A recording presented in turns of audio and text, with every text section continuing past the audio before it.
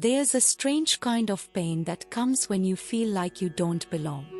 Not because anyone said so directly, but because something inside you is you different. Maybe your mind doesn't think like theirs. Maybe your heart doesn't chase what theirs do. Or maybe you just see life through a lens that most people don't seem to carry anymore. And when that happens, you start to wonder, should I change? Should I speak less? Should I smile more?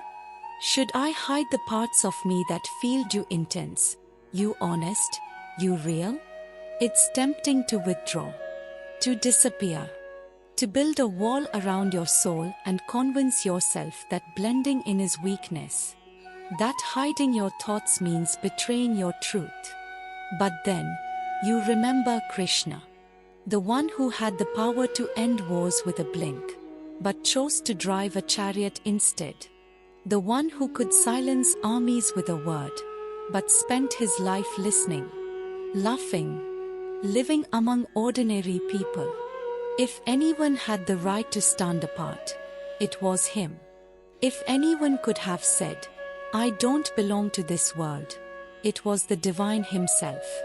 But he didn't. He walked among farmers and warriors, servants and kings. He joked with cowherd boys. He danced with village girls. He dined with outcasts and sat with rulers. And in all of it, he remained untouched. That's the mystery of Krishna. Not that he was powerful, but that he chose not to show it all the time.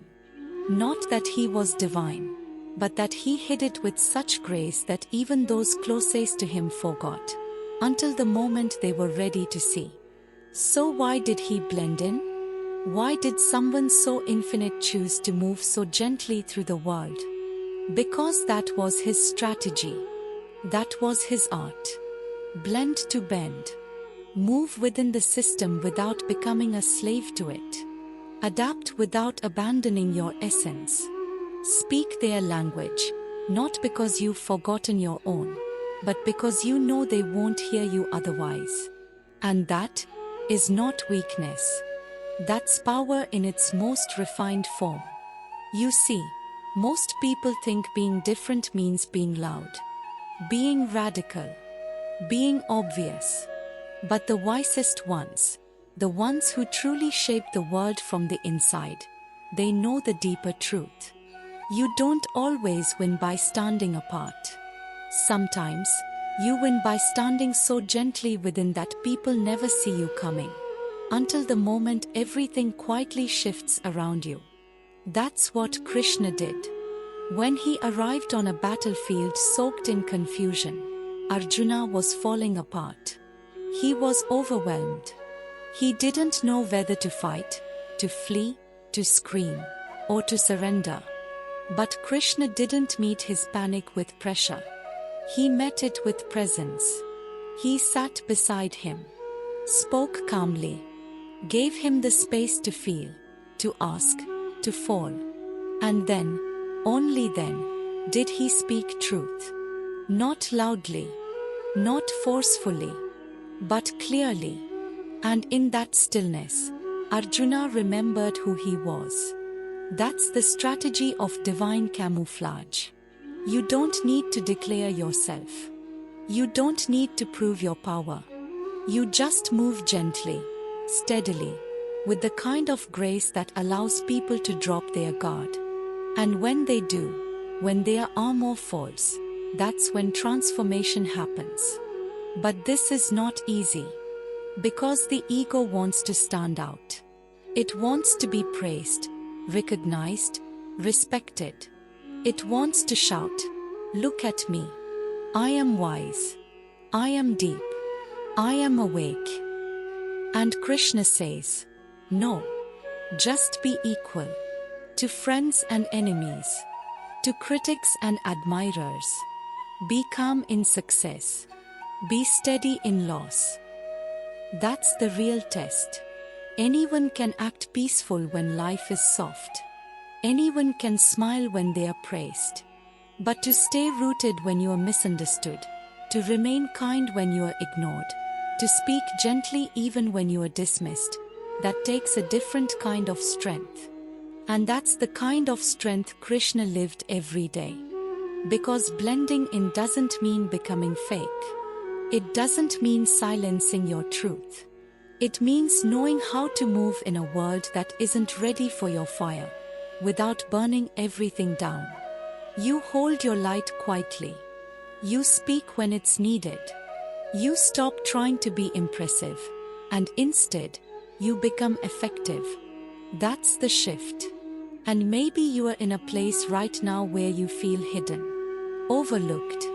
Maybe you've been walking through rooms where no one sees what's inside you. Maybe you've been softening your voice, shrinking your ideas, taming your depth, just to survive. But what if that's not failure? What if that's strategy? What if Krishna is showing you that true power doesn't rush to be seen? It waits for the right moment to be known. And until that moment comes, you blend.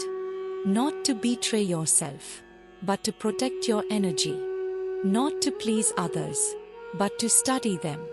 To feel the rhythm of the room. To understand the hearts around you so deeply that when you finally move, you move with precision. Because the ones who watch quietly can see things others miss. The ones who listen more than they speak can feel the truth behind every word.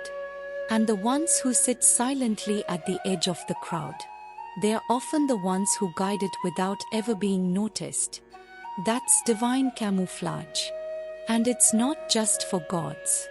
It's for anyone who carries depth in a world obsessed with display. For anyone who sees you much, feels you much, and wonders if they are too different to ever be understood. You are not too different. You are just not loud about it. And that's okay. In fact, it's sacred. Because Krishna never shouted, and yet his words still echo through thousands of years. He never forced his way into hearts, but they opened anyway. And they opened not because of his power, but because of his presence. He understood that the world doesn't change when you yell at it. It changes when you sit beside it. When you meet it with compassion. When you blend in, not because you've lost yourself, but because you've anchored yourself so deeply that nothing outside can shake it. So maybe it's time to stop fighting the urge to blend. Maybe it's not hiding. Maybe it's learning. Maybe it's not silence. Maybe it's timing. Maybe the reason you haven't been seen yet is because the world still needs time to become ready for what you carry. And in the meantime, you move with grace. Like Krishna did. You walk through this life with steady feet and soft words. You let others shine when they need it. You let yourself be misunderstood when it's not worth the fight. And you trust, not in the noise of the world, but in the quiet rhythm of your path. Because when you blend with presence, you bend reality. You soften resistance. You open doors. You turn strangers into listeners, and listeners into seekers. You don't force your truth into the world. You become so calm, so clear, so gentle, that the world begins to ask for it. And that is the most powerful position to be in. Not the loudest, but the most still. Not the most seen, but the most centered. Just like Krishna.